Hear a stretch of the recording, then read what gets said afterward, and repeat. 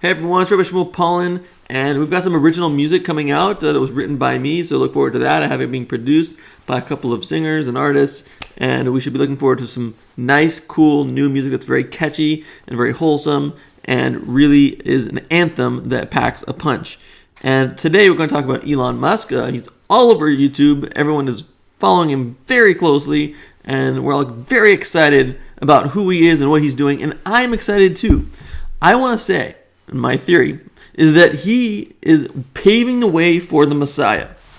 And why do I say this? First of all, we've never had someone in such a position of power, and he is like the most powerful man in the world right now, be so altruistic. The people in power have always historically been very, very self-centered, very, very selfish, very narcissistic, and very much so taking as much from the people as you can possibly get. The whole idea behind communism and capitalism is all based on the idea that people in power will always try to exploit the people below them. But Elon Musk, to an extent, does not do that. To an extent, he's trying to be altruistic. He's trying to do things that will help the people.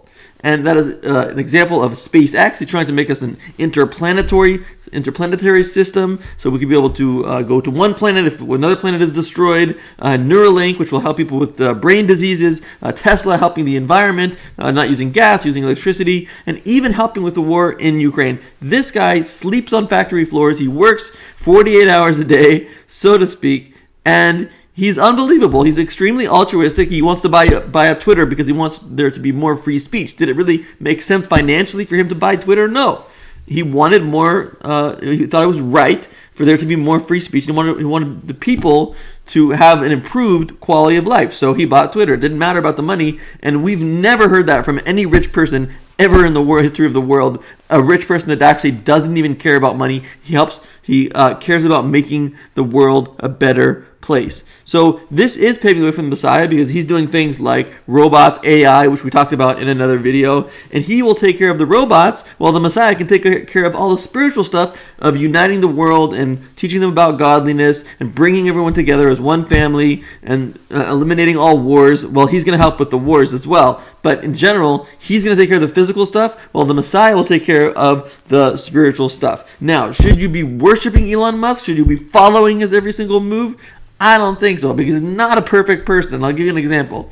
He has cobalt, which is a mineral that you get in Africa that he uses to make Tesla batteries. And it is known that this comes from very low-class African villages, and we have little kids, 5, 10, 15 years old, working in these mines in horrible conditions, which can cause cancer and respiratory disease, and he pays them $1 a month. $1 a month for the man who's a billionaire paying these little kids $1 a month. Shouldn't even be working for him, let alone if they are working for him, they should be paid a lot more than $1 a month. This is a travesty. This is a tragedy. I don't know how he lives with himself. I don't know how he hits the pillow at night knowing these little kids are working for him for such little money and they're possibly dying. So with all the great things he does for the world, he also has to focus on the little things. And Elon Musk, I'm calling you out. I'm calling you out about your cobalt, and I want to see you pay those kids more, and better yet, hire older kids that can do the work better. So he has to focus on the little things as well as the big things. That's the mark of a true leader. The Messiah will care about the little things, the little people, just as much as he cares about the big issues. So he's also clueless about God.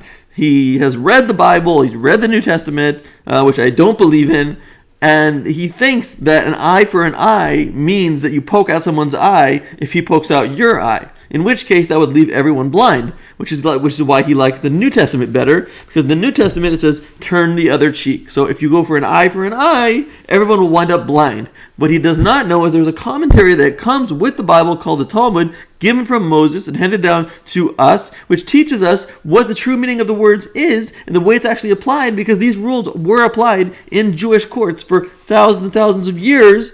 And never did they ever poke someone's eye out for poking somebody else's eye out. What they did do is force them to pay the compensation of what an eye is worth. They figure out what an eye is worth, and you have to pay that to the person who poked your eye out. And that's the way it actually works, and it's a beautiful system where everyone pays for any limbs lost or any injuries. You figure out exactly how much it's worth, and you pay monetarily. The fact that it says an eye for an eye means the compensation of an eye for an eye, not an actual eye. Is Elon Musk perfect in that sense? I mean, that's one ridiculous thing that he believes. But another ridiculous thing that he believes is that he can't understand the full majesty of the universe. He can't understand dark matter. He can't understand black holes. But he, at the same time, believes it's very unlikely that there's a God out there. Well, I have a big problem with this. It makes absolutely no sense whatsoever. Because if you believe there's dark matter and it cannot be understood, what you're saying is that there's something out there that made the dark matter that cannot be understood. Somebody must understand dark matter. Somebody must have created this thing. It didn't come out of nowhere. And wherever it came out of, that's God. That's the God that you're looking for. He's right there. He's right in your face. He's waving to you and saying, hi, here I am. God is right in front of you. And in everything that we don't understand about the universe, that is God saying peekaboo, and he's showing you his face in all these things that we don't understand. It can only be explained by an omniscient, omnipowerful God. So he's clueless about God. He also seems to not be very good at picking girls in relationships, because he's going from relationship to relationship, from one hot woman to another hot woman. He seems to be deciding on who to date based on their looks in many senses. I've found all the women that he dates are like extremely good looking. So that's not very smart. You're not going to get the cream of the crop if you're just looking for superficialities in a woman. He's kind of cruel in the way he named his kid. He had a kid, and he names him like A1, 2, 12, 17. You know, he names him this cool techno name, but not realizing that kid has to live with that name, and they have to deal with it on a daily basis. So you shouldn't name your kid something ridiculous because you think it's cool. You should name something that the kid will have an easy time going forward through his schooling and through his life. A good name that people can really hold on to, like a name is called a handle. You should be able to handle the name, like picking it up a pot by its handle. So he's got the cobalt thing. He's got the ladies' man thing. He's cruel in the way he names his kids. He's clueless about God. I mean, it's hard to imagine that someone so intelligent could be so clueless when it comes to God. All the things he doesn't understand, he doesn't realize that somebody does understand it, because the one that understands it is the one that created it. So please send him this video and let him realize the folly of his thinking, to realize that which he doesn't understand is understood by something, or it wouldn't be there. So this is the basic thing with Elon Musk. He's a mixed bag. But even though he's a mixed bag, we've never had anyone this good. Maybe he's like 60% good and 40% bad.